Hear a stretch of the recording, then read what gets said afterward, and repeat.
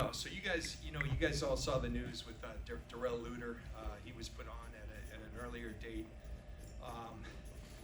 To come, now we still have physicals, but to come, Mitch Wisnowski could be a guy that would actually go on NFI. He tweaked his back, just lifting weights away from here, and so he may be an NFI situation, which is really the same rules as a PUB, just didn't do it here.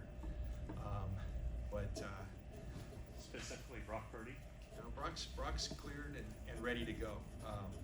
He's been cleared. He's going to be without restrictions. Now, having said that, we're sticking and we're adhering to a plan that's been put in place for some time.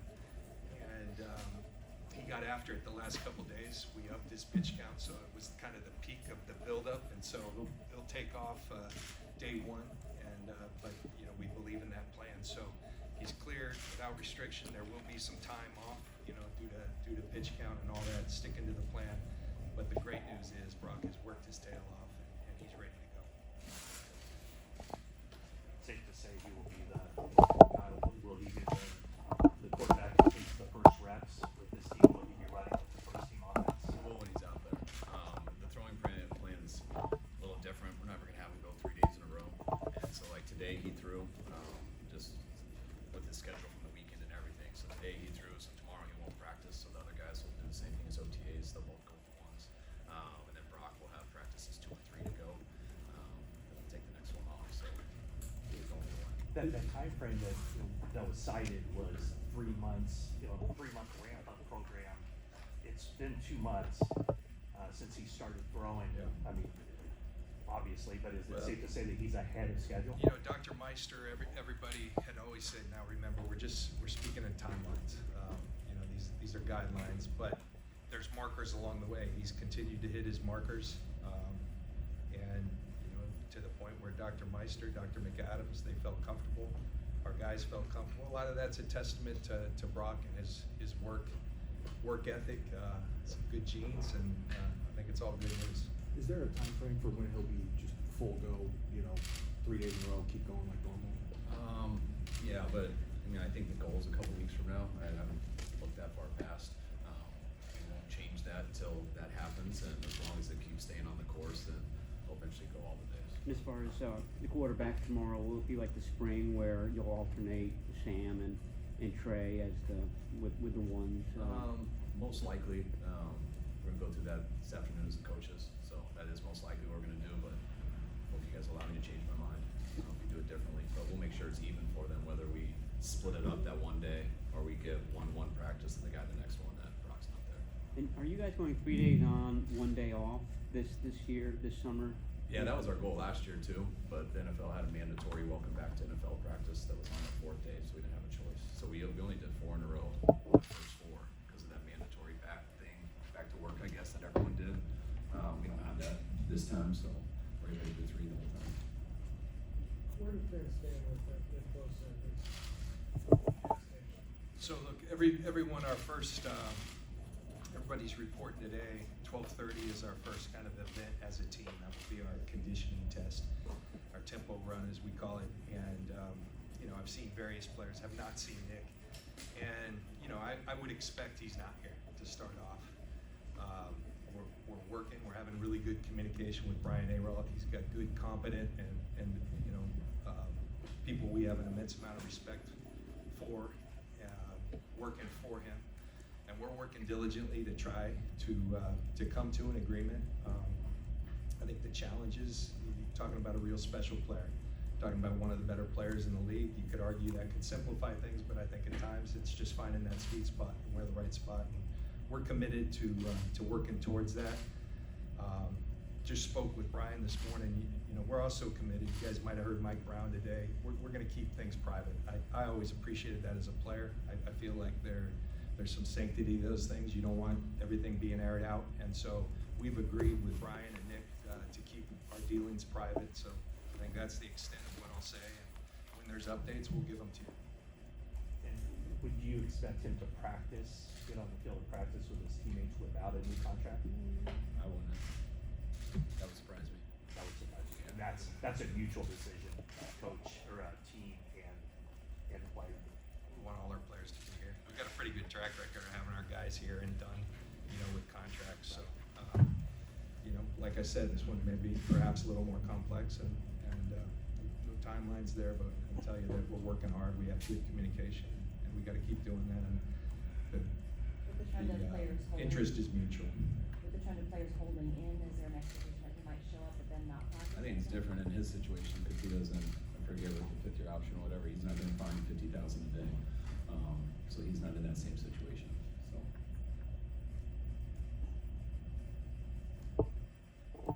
With Trey Lance, since he's been back, you talked to him throughout his work with Jeff Richardson. Yeah, Trey and I will FaceTime here and there over 40 days away, and Trey's in a great spot. He's pumped to be back, feeling as good as he has, and he had a great OTAs. So really excited to get started for this. Did you guys tell Trey to work with Jeff Christensen, recommend Jeff Christensen, or did Trey find him on his own? No, he found him on his own. We never really pick who they work with. They all have different guys.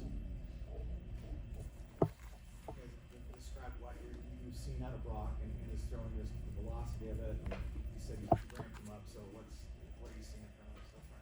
We don't get to see a lot because we're not out there in person with them, but I get videos sent to me all the time on my 40 days away, and I'm allowed to watch from my window, so I got to see that pretty good this morning. And he looks like Brock, and that's when you talking to like quarterbacks who've had this and stuff before. Like I remember talking to Steve Berline, and he had this, and it was so scary. But kind of what he told me is how it usually goes. It's a clean thing, even though it takes a while. But they always say like 6 to 9 months because it is clean, and if everything goes right and you do all your stuff. I just remember him telling me it most likely would be like that because it was for him. And just watching Brock go through it and watching all the steps and the milestones that he had to get to and watch him throw every day, it looked like that. So I always thought in my mind, just so I wouldn't be disappointed, it would take a few weeks in camp. But he always looked like he would be ready because you didn't see any setbacks. And just talking to other guys, that's how it ended up. And watching it on our own, I thought it would go that way, but you don't really say that. You wait to hear it from Brock, and to get back and talk to him last week and just to hear how he felt just mentally and being able to see physically, he's ready to go. So, I think he deserves a ton of credit for the work he's put in. There's a lot of people involved. Dr. Meister, I really sent him a message today how much I appreciated him sticking to his guns. Remember the delay in the surgery. Would have been really easy to succumb to pressure. A lot of people whose livelihoods depended on that. He made the decision that was best for him, and ultimately I think that proved right. And everybody from Ben Peterson, Dustin Little, who worked tirelessly, Ryan Donahue, with Brock, I think they've done one heck of a job. Down to works with the throwing guys down in Jacksonville, been spending some time there the last few weeks. Done a really, really good job, and from all accounts, he's doing really well. And it's been a cool process. You guys check in with Nick Mullins at all to see, any timelines, things like that, text her? I didn't, but I remember when Nick did it, and that was his last time with us, and just hearing how bad it was like, man, he's not gonna be able to do it next year probably in the preseason. He wasn't with us, so I didn't investigate a lot of it, but I remember watching him right there in the preseason. So yeah, I kind of had the same feeling just from his results. How pleased are you with the work Trey's done with Jeff Christensen, and how different does he look as a thrower to you, or does he look different? He looks healthier. Healthier. I think his feet look better. I think sometimes I'm not taking away anything from Jeff, but Trey has put all the work in. And it's awesome that he had a guy that he can do that stuff with, but it's exactly what Brock did. It's what Sam Darnold does. Never had a quarterback who doesn't do that. They won't do that. It's like golf pros, they go to work on things with their swing and stuff like that. And I think the most important time is after the season, that March, April, before OTAs, and it's always extremely important the 40 days away. Trey's done that the last few years. He just went with a different guy this year. Has Brock lost any velocity on his football that you guys can tell since the surgery? We're watching from afar. He's easing into it. So we're not asking. We haven't seen his max velocity. I'm not trying to see that yet. It'll be back to how it was. I was hoping for like a rookie of the year type thing. You see that movie when you're younger. Right. Come back all of a sudden like the fastest on the planet. But I think it's going to be the same. We got to see him in person a little bit more out there with players and stuff. And I know the data says no. They had it. They have the GPS wearables. These guys all wear these days, and it's good. It comes so close to the last few years. I know there's no way to predict predict how long a window is open to win a championship, but how much do you guys sense that urgency to get this done with this core of players, you know, and get over the hump? Every day. I mean, every day we feel it. It's our jobs, and we've got a lot of belief in this team. That's why you go get a Javon Hargrave and add him to the mix, even though we've got a lot of highly compensated players, because you've got belief in this group. Without that belief in this group that we currently have, the culture, belief in this guy and his ability to lead this organization, you don't do those things. But we have that much belief. That's what we're here for, and now we got to go do it. Kyle talks a lot. His dad used to talk a lot when I played for him. All you want in this league is a chance, and not everybody has that chance. We're a team that has a chance with the way we're constructed, the way we're coached, the character in that locker room, the talent in that locker room. Now it's our players' jobs to take that ownership. It's all of our jobs to give it our best shot. We do have a chance, and I think we have a really good one. I like this group as it's constructed, and there's a lot to like. Now we got to go do it. Kyle, how do you feel that? I feel the same. I mean, it's one of the reasons we came here. You know, when we talked to Jed and everything, just the commitment he wanted to have, and what we use as a first-class organization, which is just to do everything the right way and every year to try to give yourself a chance. And it's hard to do that in this league. We felt, first 2 years we were here, we worked really hard to get there, and I thought we did. And really since year 3, I felt we've been in that position every year, and we feel no different this year. Usually by this time of the year, going into a camp, especially after putting everything together off season, you always feel the best you felt compared to other years in the past. But that's what our goal is to be, and that's what our goal is to be next year too, and to keep doing that. But all we have is a chance, and not everyone does. And now it's what do we do with that, and that has to do with what we do going forward. How hard do we work? How hard do these guys work when they're away, which allows them to, us to get better in this month? How good are we in week 1, and how good are we in week 17? And what do you do in those 3 or 2 playoff games? So there's a lot that goes into it, and we like where we're at right now, but now it's time to start. We talked to Debo the last minicamp. He was pretty harsh in his self-assessment on how he played last year, and he said it was awful. And he said he sat down and watched film with you, and that was part of the reason that he came to that decision in terms of his own self-criticism. I'm curious how you look back at his season. Was he a disappointment last year at all, or is he just being self-critical, or how would you describe that? I don't think Debo had to be that harsh on himself to you guys, but it was cool to watch. Debo is one of the best players in this league, and anytime he doesn't play like one of the best players in this league, everyone's going to be disappointed, including himself. And I think that was the case. It's a fine line to say that he was awful, just because he wasn't one of the best players in the league. I think he was disappointed. I think he can get back to playing a little bit more like he did in 21. I think he took one small step back, but that doesn't mean you can take 2 steps forward. And where Debo was at, I think the last time you guys saw him, showed that his mind was right to get back to that spot. And that's what's been real cool with him in these 40 days away. Just seeing him yesterday for the first time. Never had a grown man send me so many pictures with his shirt off. And I can tell he's put the work in, because I know you guys heard him that day. That's the last time I really heard him. But I see better than I hear, and Debo's in a really good spot. And I'm really excited for Debo this year. John, we spoke about Trent Williams on the exit interviews last season, about that quote he had considering retirement at some point. How was the offseason for him? What were those conversations like for you both with Trent? He's never told us that, so and I'm glad. Trent's and he's still playing at such a high level. He's a special player. I mean, he's a rare. I think I've played with some greats, but you think of the Saps, the Derek Brooks. Trent is in that ilk, and he's a special human being, special athlete, and he's always ready. And provided he's having fun, and I think provided he believes that we have a chance to go compete, he's still in this thing very much, and we're very grateful for that. He's a pro. He really is. He kind of does it quietly, but his game is not quiet at all. He's a unique athlete, and really over time I've gotten to know him. I think he's a unique person. He's got some unique character to him, and so he's the total package. When you have the total package with a guy that much ability, you get the ability to be special, and that's exactly what he is for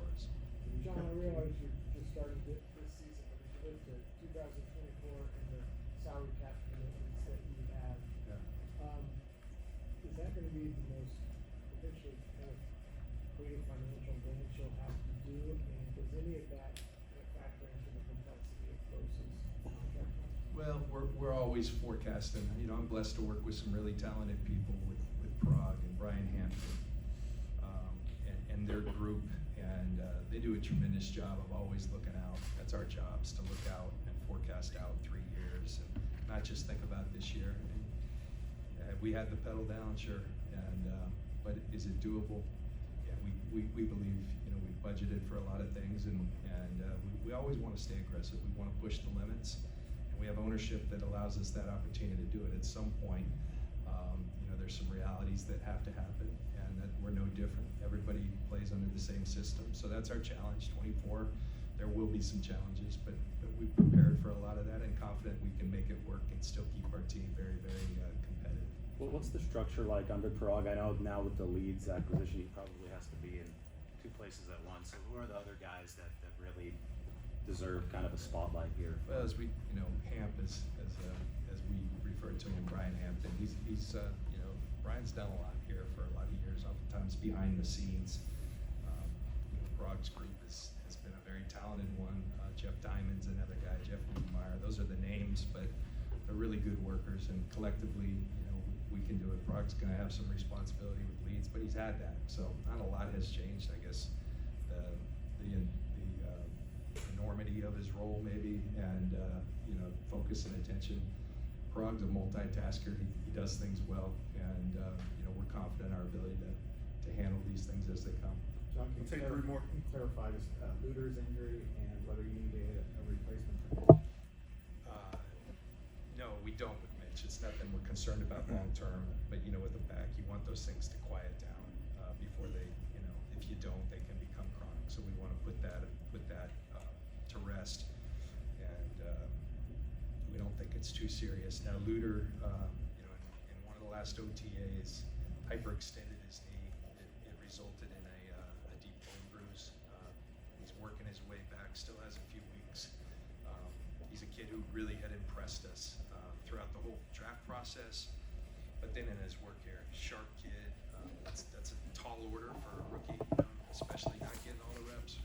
We believe he's somewhat. We'll see. You know, he's got to prove it, but he's uniquely equipped because he's like wise beyond his years. Has been our experience with him. Now he's got to go do it, but I can tell you he never left here. His focus on the rehab was just excellent. So he's trending really well, but it is going to take some time. So not ideal, but that's where it is.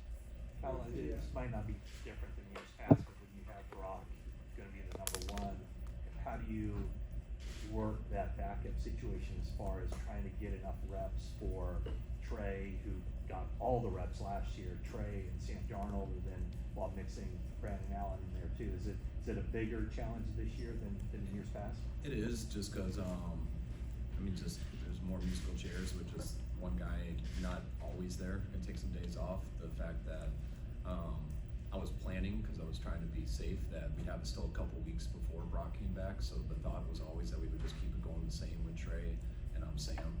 But I always was ready that this could happen. So the fact that this did happen is good. But you know, Brandon came on and did a really good job in OTAs. So that's to me what makes it a little bit harder, how to fit in a 4th guy. But he earned that. So that's what we're gonna have to figure out as a staff with reps and everything. 1s and 2s, pretty much they get the same reps. So it's not a problem with the 1s and 2s. The 3s are the ones who don't get as much. I keep reminding Brock, you know, who's might stress out he's missing today or something. I keep reminding him all he got were 3 reps last year for like the first month. So he's gonna have a lot more reps regardless of what happens this year. But that's now what we got to figure out for the 2s, because Sudfeld got those mainly with the 2s last year. Now we're gonna split those up with those guys, and I know that'll lead into the 3s. But when it's said and done, hopefully it'll balance out. I know we're gonna give them all an op, and that's also why those preseason games will probably be a little bit more for those guys too than they have been in the past. The degree to which Christian McCaffrey gets after it during OTAs, I mean, is pretty noticeable. I'm curious, once training camp hits, how much do you have to sort of tone him down, or is he good about backing off himself, or how do you getting him through week 1? Christian's a very conscientious guy. Like, he knows everything that goes into his body, every step he takes, everything. He's a psycho in that way, in a very good way. So you don't have to worry too much about it from our our standpoint, because he's pretty communicative with us. But we have a plan with him. We have a plan with a number of our guys, and usually our plan's pretty good. So they don't. Sometimes they ask us for more. Usually, so I bet it'll play out all right. But Christian's not a guy who would ever have a problem coming and telling us, hey, I need to shut it down for a couple of days. But the way this is, the way it's 3 days on, 1 day off, the way we high-low our reps, the number of guys that you have at the positions. We've always given vet days and stuff. It's really hard to give a vet day now because the whole team has them naturally. But that's stuff that we know we need our guys ready for the season. It's our job and them to make sure they're ready to go in the season. Sometimes it's really tough just to get to week 1. If you just get to week 1, it's really tough to be there in week 4. So we gotta make sure to build these guys the right way. And when you have a guy like Christian who did OTAs the way he did, the way he does really probably every single day except for probably 3 weeks right after the season, you don't worry about it too much. You don't have to do as much on training camp. There were a couple guys on the side field during mini camp, Jake Greenlaw, Sean Jennings. Any updates on them, Elijah Mitchell? They're all, we haven't got it from everyone, but we've talked about everyone so far that we think are the only possibilities of pup. So all those guys should be good. That's what everyone's going through their physicals now, so it's not finalized, but there's no one on our mind that we're expecting not to be ready that we haven't mentioned. Branch, last one.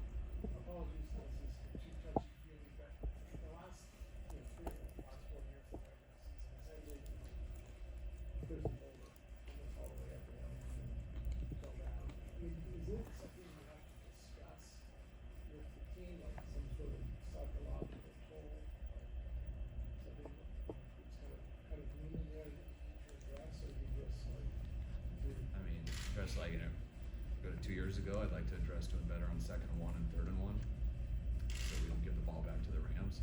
And then if we do, maybe catch that pick or don't get that whole shot down the middle. The last game, I think we all kind of know how that went. So those things we got to get better and get to that point in. Our goal is to make the playoffs, and then our goal is to have 2 games at home because we all know what everyone's ultimate goal is. And so we kind of look at it in that stride, but to sit there and make some mental thing out of stuff, I don't think it has been a mental thing. I think we've had our opportunities. That last game last year was a little bit different just because of the situation that none of us had experienced, just playing that whole half without a quarterback. We knew the year before there was things we had to get better to finish. Felt like we did. We got to make sure we get back to at least where we were last year. We got to take steps forward to get better. But no, we don't make too much of a deal out of that stuff. I think I like it because our players have experience doing that stuff. There's not many guys here from 2019. We lost a lot of guys here last year, but there's so many people in our building that have been in an NFC Championship game or a Super Bowl. And once you do that, you know how different the NFL is. Like I feel bad for guys like Ayuk and stuff who their rookie years were the COVID year. All they got to see were no fans in the stands, and we didn't have the best record, and we had to live in a hotel for a month, and they don't get the passion quite the same. Almost every guy in our team has felt that passion getting that close, and that's to me what makes the off season so much better. That's why guys work differently and stuff. Because when you get close, it usually makes you stronger. I think if you're willing to go through it again, it's a long road to get there. That's why you got to do stuff in the right season. But when you get close, you usually get stronger if you can handle it the right way. All right, thanks, guys. Thank you. Thank you. Thanks.